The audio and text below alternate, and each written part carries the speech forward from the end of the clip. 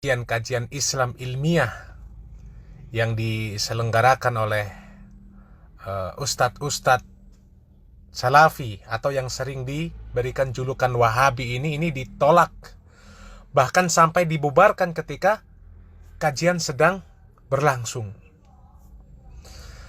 Dan tentu kita juga paham alasan mereka yang melakukan penolakan dan pembubaran tersebut, tapi kita tidak tahu secara pasti apa motif dibalik penolakan dan pembubaran kajian tersebut. Namun seiring dengan berjalannya waktu, dakwah yang sering difitnah sebagai aliran Wahabi, ya, atau disebut dengan aliran yang menjadi pintu masuk radikalisme, ekstremisme, terorisme, dan lain sebagainya, dan juga disebut mengharamkan tahlil, mengharamkan sholawat, mengharamkan ziarah kubur, ya. Ini dakwah yang sering difitnah seperti itu bukan semakin redup, justru sebaliknya. Semakin banyak kaum muslimin yang mengikuti kajian.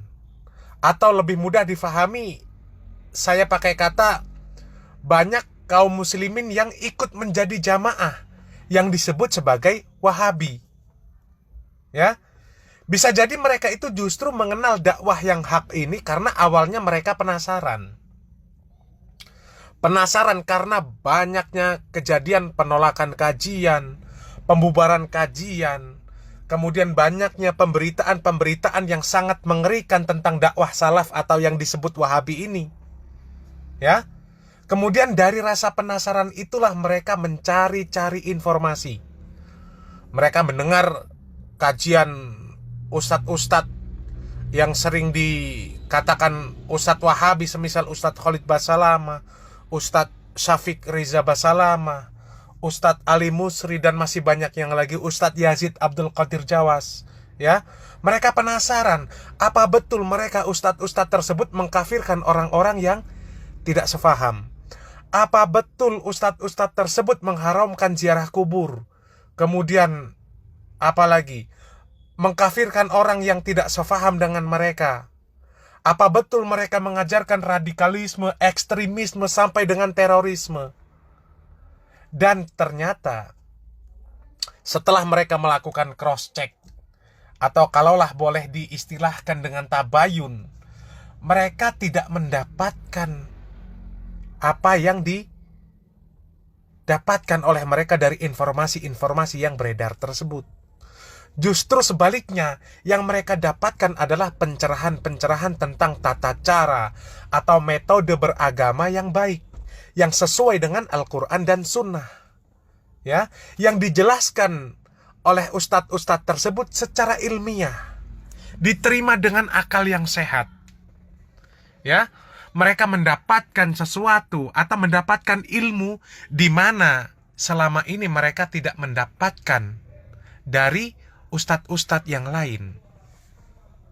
Dan akhirnya mereka menyukai kajian ustadz-ustadz yang awalnya mereka sangka adalah kelompok Wahabi yang harus dijauhi, ya. Dan banyak kasus atau kejadian seperti ini.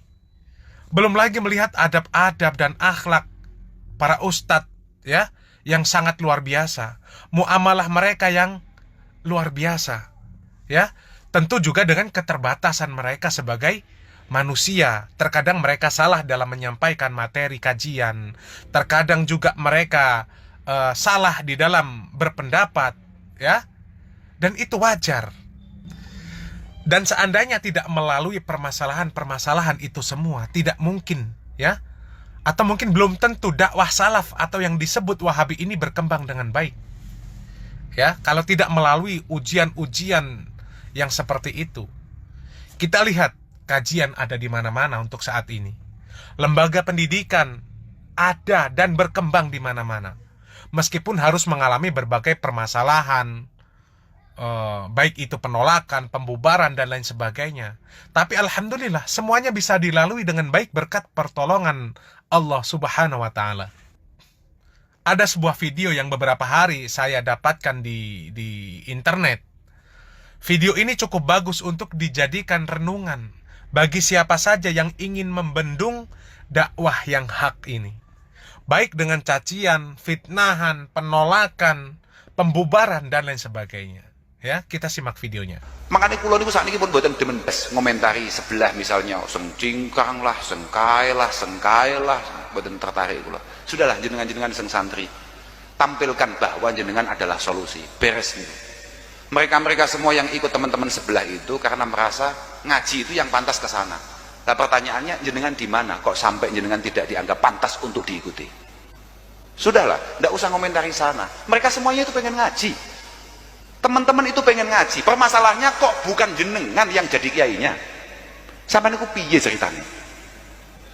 Jadi ora usah datang ngomentari sebelah begini. Ora, ngoco. Oh. Hasibu anfusakum qabla an tuhasabu wa zinu anfusakum qabla an tuzanu. Sudahlah, kok sampai mereka ngaji ke sebelah, kok enggak ke jenengan? Sing jenengan nyoto-nyoto santri-santri para masyayikh, nyoto-nyoto putra-putra Simbah Jazuli, kok ora iso? Dadi kiai ini wong-wong kuwi lho, bayangno ta. Ya, beliau adalah Gus Kausar dari Pondok Pesantren Al-Falah, Ploso, Kediri, Jawa Timur. Perkataan beliau ini patut untuk dijadikan renungan bagi siapa saja yang berusaha membendung dakwah yang diberikan julukan Wahabi ini. Jadi tidak perlu banyak komentar sebenarnya untuk mengatakan mereka ini Wahabi, cingkrang, kemudian statement-statement negatif yang lainnya. Ya, cukup dengan koreksi diri Anda. Cukup hanya dengan koreksi diri Anda. Sebagai contoh, ketika azan berkumandang, ya, harusnya Anda, terlebih seorang ustadz, kiai, atau yang semisal, seharusnya Anda bergegas, ya, atau berusaha datang lebih awal. Berikan contoh agar masyarakat ini benar-benar memperhatikan syariat sholat ini. Ini perkara berat yang tidak boleh diremehkan, ya. Tapi pada kenyataan, ya, realitanya ini justru banyak, ya, orang-orang atau mungkin yang diberikan sebutan kiai, ustadz, dan lain sebagainya, masih banyak yang ketika azan dikumandangkan masih saja duduk santai sambil minum kopi, bahkan sambil merokok dan lain sebagainya, ya, bahkan tidak mendatangi sholat berjamaah. Ya, terlepas Anda berpendapat masalah hukum sholat berjamaah, apakah wajib atau sunnah, ya, meskipun Anda berpendapat bahwasanya itu adalah perkara sunnah, bukankah lebih baik dikerjakan? Ya, bukan justru ditinggalkan karena hanya sunnah. Ya, jangan pula kemudian membuat perbandingan. Semisal masalah rokok, Anda berpendapat hukumnya makruh, tapi Anda mengerjakan dengan alasan hanya makruh, tidak sampai kepada yang haram. Bukankah makruh itu lebih baik ditinggalkan? Ya, dan yang seperti itu permisalan yang kecil, tapi bermakna yang sangat besar. Ya, renungkan, mengapa bukan Anda yang dinilai pantas untuk dijadikan guru oleh mereka? Mengapa mereka tidak menuntut ilmu kepada Anda, padahal Anda juga jelas-jelas tamatan pondok pesantren, sebagaimana ustadz-ustadz yang diberikan julukan sebagai Salafi, Wahabi. Ya, dan benar apa yang disampaikan oleh Gus Kausar. Tampilkan diri Anda bahwa diri Anda adalah solusi. Sampaikan dakwah ini dengan benar, sesuai dengan Al-Quran dan Sunnah, sesuai dengan pemahaman para salafus soleh. Sebagaimana firman Allah Subhanahu wa ta'ala di dalam Al-Quran, Kul hadhihi sabili ad'u ilallah ala basiratin ana wa manittaba'ani wa subhanallahi wa ma ana minal musyrikin. Katakanlah wahai Muhammad, inilah jalan, inilah agamaku, ya, ad'u ilallah, aku menyeru kalian kepada Allah Subhanahu wa ta'ala ala basirah, di atas sesuatu yang bisa diyakini, jelas, di atas sesuatu yang jelas, ya. Jadi agama Islam ini adalah agama yang jelas tuntunannya, jelas sumber tuntunannya, jelas pedomannya.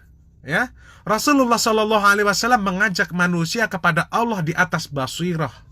Ya, Islam ini sudah sempurna dan jelas tuntunannya. Dikatakan oleh Rasulullah Shallallahu Alaihi Wasallam bahwasanya perumpamaan syariat Islam ini ketika ditinggalkan oleh Rasulullah Shallallahu Alaihi Wasallam dalam keadaan terang benderang.